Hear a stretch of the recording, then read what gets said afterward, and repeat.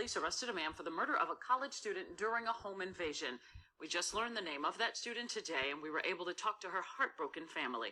Channel 2's Taisha Fernandez is live in Southwest Atlanta at the apartments where it happened. And Taisha, there's an arrest, but neighbors told you they are still worried about their safety. Jovita, they're terrified to even live at this complex on DeLoe Drive right now because they don't know if this deadly home invasion, police are also still trying to figure that out. But what we do know is that in the last 30 minutes, police arrested 28-year-old Anthony Laquan Goss for this murder. The apartment complex isn't doing anything to address these concerns. This neighbor says he's been living in fear since a deadly home invasion took place next door to his apartment at the Vesta Adams Park complex in Southwest Atlanta. My first thought was, that's my neighbor. And then the second thought is, it could have been a door down. Police say 2 gunmen forced 3 victims into an apartment here on DeLoe Drive at 6 a.m. Wednesday, and they shot one of them and killed her, 21-year-old Denise Liger. I spoke to Tia's mom Friday, and she said her daughter was an all-star athlete at Kell High School in Marietta. She graduated in 2016 and was attending college at an art academy in California. She played instruments, she made her own music, and she painted murals. Her mother said she painted this one when she was just 12 years old. The family is too devastated to talk on camera right now, but her mother gave me permission to use this statement. What they did was evil, and I pray that they're found and prosecuted. While police are working to figure out what happened the morning Tia was killed, some neighbors are wondering if they're next. Yeah, somebody lost their lives in a home invasion in the same building, and it's really distressing, you know what I mean? And it makes me question my safety. Police have charged Anthony Goss with kidnapping, rape, and felony murder. We're working on getting his mugshot. As we told you, we just learned this in the last 30 minutes. As soon as we get that mugshot, we'll share it with you. We're live in Southwest Atlanta. Taisha Fernandez, Channel 2 Action. Okay, so y'all just heard that audio clip right there. And one of my subscribers actually sent me this story, I believe it was yesterday, but I forgot who it was. But shout out to that individual who did send me the story. They actually sent it to me from another website. Let me just say this right now, that this is a very messed up situation that's going on right now. And I don't know what the hell is going on in the city of Atlanta at the moment. First, you had that murder-suicide with the mother and her 2 kids. And now you have this situation right here. Now, what you're looking at in this picture, and I hope is large enough for y'all to see, because I couldn't find a picture of them together, like in the same spot.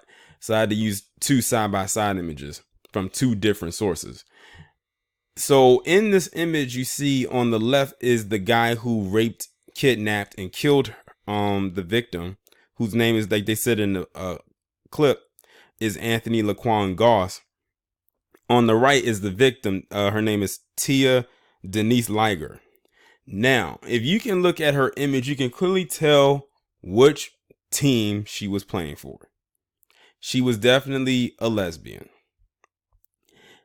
And him doing this in Atlanta, where there is a huge LGBT community, especially the ones who look like both of them, he's going to be in for one hell of a ride, because he's definitely going to have the book thrown at him. Now, when I was looking at some more of the article, she wasn't the only one that was there that they that was involved. Not so much involved, but there during the whole altercation. It was 2 other people there. Like, I guess they were with her. They said that they were, I think one of them ended up getting pistol whipped. I think it was it was two women, her, another woman, and another guy. I think they said the guy got pistol whipped. She's the only one that got raped and killed. Now, they said 2 men forced them, but so far we only know of one that they have so far, as I guess in custody now, because this is his mugshot. So this clip that you heard from was before the mugshot was actually put out there. And you know what's so crazy?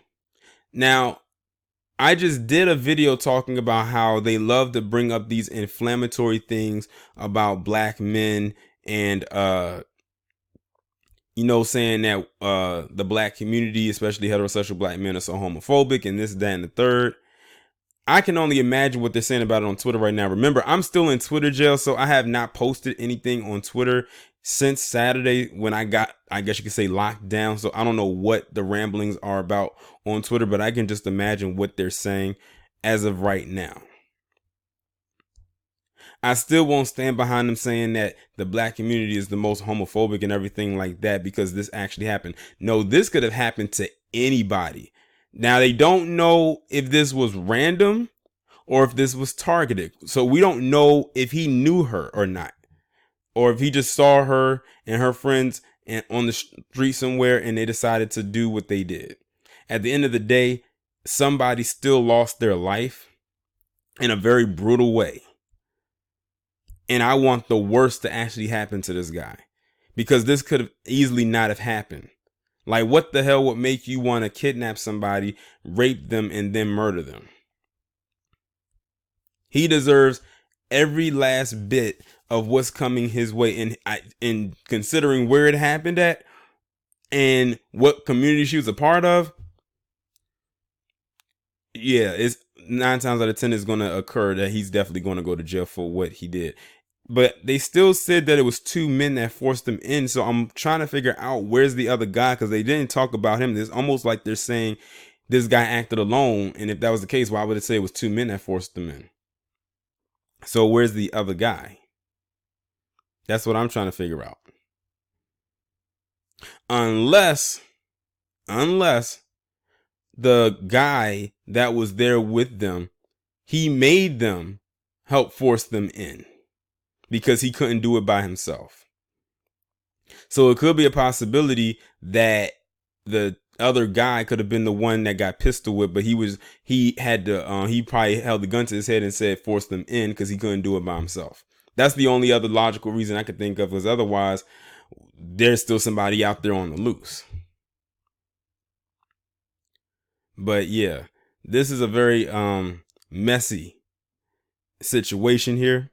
He's definitely going to face jail time. I'm calling that right now. There's no way they're going to let him walk from this, because he has, these are felony charges against him. Kidnapping, rape, and murder. Oh, he's probably going to spend the rest of his life behind bars just on the murder charge alone. But y'all let me know what y'all think about this down in the comments, and I'll talk to you in the next one.